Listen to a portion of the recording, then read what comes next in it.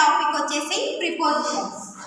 Pre అంటే చూడండి, ఇక్కడ దీనికి డెఫినేషన్ చూద్దాం. ఫస్ట్ ప్రీ అంటే బిఫోర్, పొజిషన్ అంటే ప్లేస్, ఆ ప్లేస్కి బిఫోర్ పెట్టేది ప్రిపోజిషన్ అనమాట. సో ఇవి మనకు తెలిసినవి on, in, between, across, along, ఇలాంటి, ఇన్స్పైట్ ఆఫ్, ఇలాంటివి చాలా ఉన్నాయి ఎక్సెట్రా. ఇందులో మనం వాటిని బట్టి డివైడ్ చేసుకుంటాం అనమాట. ఫస్ట్ వచ్చేసి 3 టైప్స్ మెయిన్గా. ఫస్ట్ సింపుల్ ప్రిపోజిషన్స్, అవి ఆన్, ఇన్, టు, ఓవర్, అలా చిన్న చిన్నవి ఉంటాయి ఇందులో ఎట్సెట్రా. నెక్స్ట్ కాంపౌండ్ ప్రిపోజిషన్స్లో వచ్చేసి అక్రాస్, అలాంగ్, బిట్వీన్, ఇంకా ఎట్సెట్రా. ఫ్రేజల్ ప్రిపోజిషన్స్ వచ్చేసి in spite of, in front of, next according to, అలా ఉంటాయి అన్నమాట.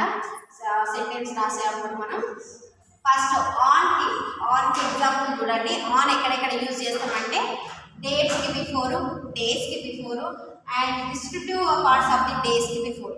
ఫర్ ఎగ్జాంపుల్ డేట్స్ అంటే ఇప్పుడు I'm going to write NET exam on 24th February or April 24th అలా అనమాట. ఆన్ అనేది ఇక్కడ యూజ్ చేసి చూడండి ఇలా డేస్కి బిఫోర్. నెక్స్ట్ డేస్కి బిఫోర్ ఎలా అంటే I will go to Nalgonda on Monday or on Friday, on Saturday like that అని చెప్తాం కదా. I will go to Hyderabad or I will go to Mumbai or America on Monday or Tuesday అలా చెప్తాం on.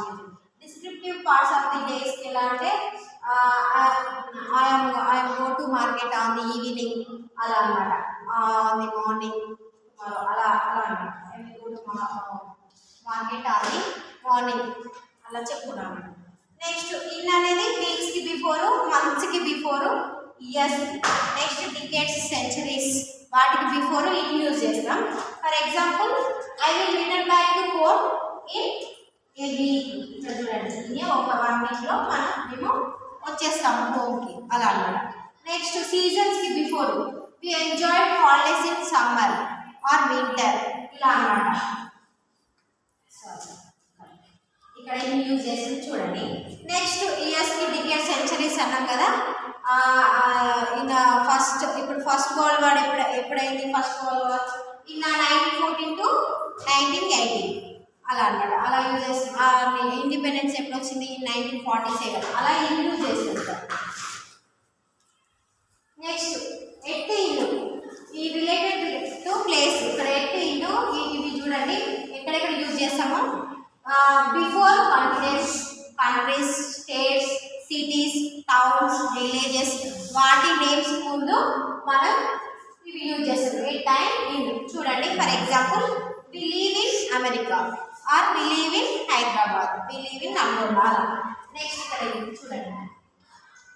Next before at అనేది at ఇన్కి different చూడండి. ఇక్కడ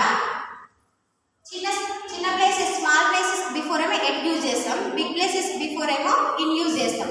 అంటే కంపేర్ దట్ టు అంటే ఏ టైం రెండు వచ్చినాయి అనుకోండి.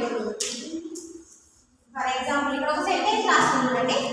I stay at home in Hyderabad. ఇక్కడ హోమ్ స్మాల్, దీంతో కంపేర్ చేస్తే ఇది బిగ్, ఇదేమో స్మాల్. సో ఇక్కడ ఎట్ అనేది ఇక్కడ ఇది హోమ్ అనేది స్మాల్ కాబట్టి దీంతో కంపేర్ చేసి ఇక్కడ ఎట్ యూజ్ చేసినాం. నెక్స్ట్ హైదరాబాద్ హోమ్తో కంపేర్ చేస్తే ఇది హైదరాబాద్ బిగ్ ప్లేస్ కాబట్టి ఇన్ అనేది యూజ్ చేసినాం. ఇందుకి డిఫరెన్స్ ఇది. మనకి కాంపిటేటివ్ ఎగ్జామ్స్కి వస్తే ఒక సెంటెన్స్ ఇస్తాడు, ఇక్కడ డాష్ ఇస్తారు, ఇక్కడ డాష్ ఇస్తారు. మనం fill in the blanks suitable ఏది ఇన్నా ఏంట, ఇక్కడ ఏంటి వస్తుందా, ఇక్కడ ఏంటి వస్తుంది, ఇక్కడ ఏదో చూసుకొని మనం ఫిల్ చేయాలి బ్లాంక్స్. చూడండి. నెక్స్ట్ ఇక్కడ బై అనే ప్రిపోజిషన్ ఎలా యూజ్ చేస్తామంటే నియర్నెస్ ప్లేసెస్కి. ఇప్పుడు చూడండి by the college, my home is by the college, by the ఆశ్రమం ఈస్ బై ద రివర్ అలా అనమాట. బై ద రివర్ చూడండి ఇక్కడ బై యూజ్ చేసినాం. బై డజన్స్ ఇది మీకు డిఫరెంట్ చెప్పాను కదా. ఇప్పుడు సీజర్స్ సింగులర్ ఉన్న ప్లూరల్ ఉన్న సీజర్స్ అని అంటాం. ఇక్కడ డజన్ కూడా అంతే సేమ్. డజనే కరెక్ట్, డజన్ ఒకటే అన్నమాట. డజన్ అంటే 12 అనమాట. సో 12 కలిపి డజన్ అంటాం కాబట్టి డజన్స్